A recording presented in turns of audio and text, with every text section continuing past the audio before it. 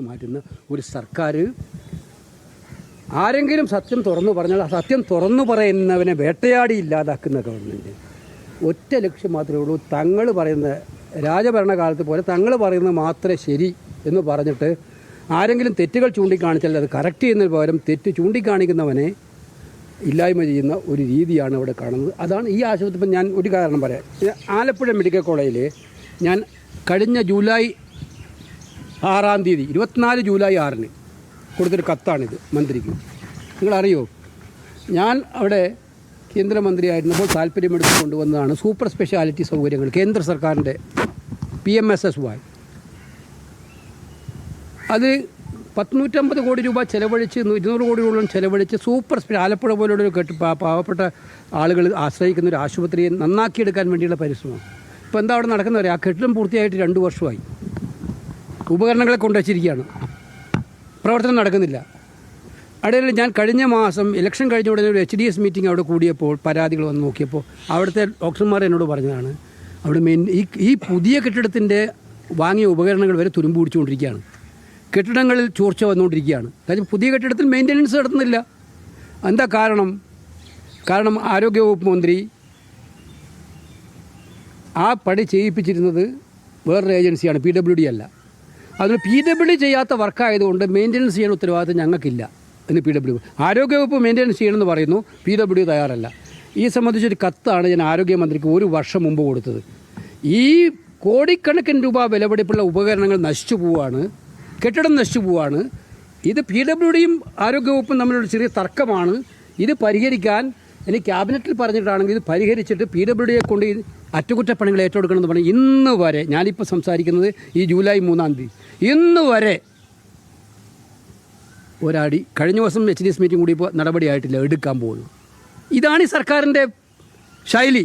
1 വർഷമായിട്ട് ഒരു കത്ത് MP കൊടുത്തിട്ട് എന്തിനാ ന്യായമായ കാര്യത്തിന് നമ്മൾ കോടിക്കണക്കിന് രൂപ ചെലവഴിച്ച് ആധുനിക സൗകര്യങ്ങൾ ഉണ്ടാക്കി ആധുനിക ഉപകരണങ്ങൾ വാങ്ങി ഉണ്ടാക്കിയ ഒരു മെഡിക്കൽ സൂപ്പർ സ്പെഷ്യാലിറ്റി ഹോസ്പിറ്റലിൽ അറ്റകുറ്റപ്പണികൾ നടത്താനുള്ള ഈഗോ കാരണം പരസ്പരം ഏറ്റെടുക്കാത്ത വകുപ്പുകളെ ഒന്ന് സംയോജിപ്പിക്കാൻ പറഞ്ഞിട്ട് അതിന് തയ്യാറാവാത്ത സർക്കാരാണ് ഈ സർക്കാർ. അപ്പോൾ ഞാൻ പറയുന്നത്, ഇവർക്കുള്ള ഏറ്റവും ലീസ്റ്റ് പ്രയോറിറ്റി ആയിട്ട് ഈ പൊതുജനാരോഗ്യ രംഗം മാറ്റി അതിൻ്റെ പരിണിത ഫലങ്ങളാണ് ഇതൊക്കെ അനുഭവിക്കുന്നത്. ഈ ഡോക്ടർമാരൊക്കെ പറയുന്ന കാര്യങ്ങൾ അക്ഷരം പ്രതി ശരിയായ കാര്യങ്ങൾ പലരും പറയുന്നില്ല. ഇപ്പോൾ ഈ സാഹചര്യത്തിൽ എനിക്ക് പറയാനുള്ളത്, എല്ലാ മെഡിക്കൽ കോളേജുകളും ഒരു ഓഡിറ്റ് നടത്തണം, ബിൽഡിംഗ് ഓഡിറ്റ് നടത്തണം. എവിടെയൊക്കെ തകരാൻ സാധ്യതയുള്ള കെട്ടിടം കൊണ്ട് എത്ര കാലമായി മെയിൻ്റനൻസ് നടക്കാത്ത കെട്ടിടങ്ങൾ കൊണ്ടുവെക്കുമ്പോൾ പരിശോധിച്ച് മനസ്സിലാക്കാൻ സാധിക്കും. ഇത് വളരെ ഗൗരവതരമായിട്ടുള്ള പ്രശ്നമാണ്. മന്ത്രിമാർ ചെയ്തിരിക്കുന്നത് ഏറ്റവും വലിയ തെറ്റിദ്ധരിപ്പിക്കലാണ്. അവിടെ ആളില്ല എന്ന് പറഞ്ഞ് രക്ഷാപ്രവർത്തനങ്ങൾ വൈകിപ്പിച്ചത് അവരുടെ ഭാഗത്തുനിന്നുണ്ടായിട്ടുള്ള ഏറ്റവും വലിയ പാകപ്പിഴയാണ് എന്ന് സംശയം. പക്ഷേ ആരോഗ്യമന്ത്രി കഴിഞ്ഞ ദിവസങ്ങളിലൊക്കെ പറഞ്ഞത് LDFന്റെ കാലത്ത് മാത്രമാണ് ആരോഗ്യ മേഖലയ്ക്ക് നേട്ടം ഉണ്ടായിട്ടുള്ളത്, UDFന്റെ കാലത്ത് ഒന്നും ഉണ്ടായില്ലെന്നാണ് പറഞ്ഞത്. ഇത് UDFന്റെ കാലത്ത് എന്തെങ്കിലും ഒരു സംഭവം ഉണ്ടായാൽ അതിനെ സ്പെയർ ചെയ്തവരാണോ ഇന്ന് രാജ്യം ഭരിക്കുന്നത്? നിങ്ങളെല്ലാം പഴയ കാലത്തിൻ്റെ കണക്കും താരതമ്യം, അതിന് കണക്ക് പറയും. ഈ ഓരോ ജില്ലയിലും സർക്കാർ മെഡിക്കൽ കോളേജ് അനുവദിച്ചത് ആരാ? പൊതുജനാരോഗ്യം മെച്ചപ്പെടുത്തുന്നവരാണ്, ഇവരാണെന്നല്ല പറയുന്നത്. പക്ഷേ ആ മെഡിക്കൽ കോളേജുകളെ ശക്തിപ്പെടുത്താൻ പോലും ഇവരൊന്നും തീരുമാനിച്ചിട്ടില്ല. UDFന്റെ കാലത്തെ കുറ്റം പറഞ്ഞ് എത്ര കാലം നിങ്ങളിങ്ങനെ ഈ കെടുകാര്യസ്ഥത തുടരും? UDFന്റെ കാലത്തെ കുറ്റം പറഞ്ഞിട്ട് എത്ര കാലം തുടരും? 9.5 കൊല്ലമായിട്ട് നിങ്ങളല്ലേ ഭരിക്കുന്ന നാട്. ഓരോ ദിവസവും ഉണ്ടായിക്കൊണ്ടിരുന്ന സംഭവങ്ങൾ, നിങ്ങൾ മെഡിക്കൽ കോളേജ് ഉണ്ടായ സംഭവങ്ങൾ നിസ്സാരമായിട്ട് തള്ളാൻ പറ്റുമോ? ഞാൻ പറഞ്ഞല്ലോ, അല്പസ്വല്പം പാകപ്പിഴകൾ ഉണ്ടാകുമ്പോൾ ആ ഉണ്ടാകുന്ന പാകപ്പിഴകളെ പരിഹരിക്കാനുള്ള താല്പര്യം കാണിക്കേണ്ടത്, അല്ലാതെ അത് ചൂണ്ടിക്കാണിക്കുന്നവരെ ഇത് പറഞ്ഞ് വിമർശിക്കുകയല്ല വേണ്ടത്. നിങ്ങൾ അവിടെയാണ് പ്രശ്നം, ആ സിസ്റ്റത്തിനാണ് പ്രശ്നം. എന്തെങ്കിലും കണ്ടാൽ വിമർശനം വരുമ്പോൾ ആ വിമർശനം സഹിക്കവയ്യാതെ പറയുന്ന സിസ്റ്റം ഉണ്ടല്ലോ, ആ സിസ്റ്റത്തിനാണ് പ്രശ്നം. അതേപോലെ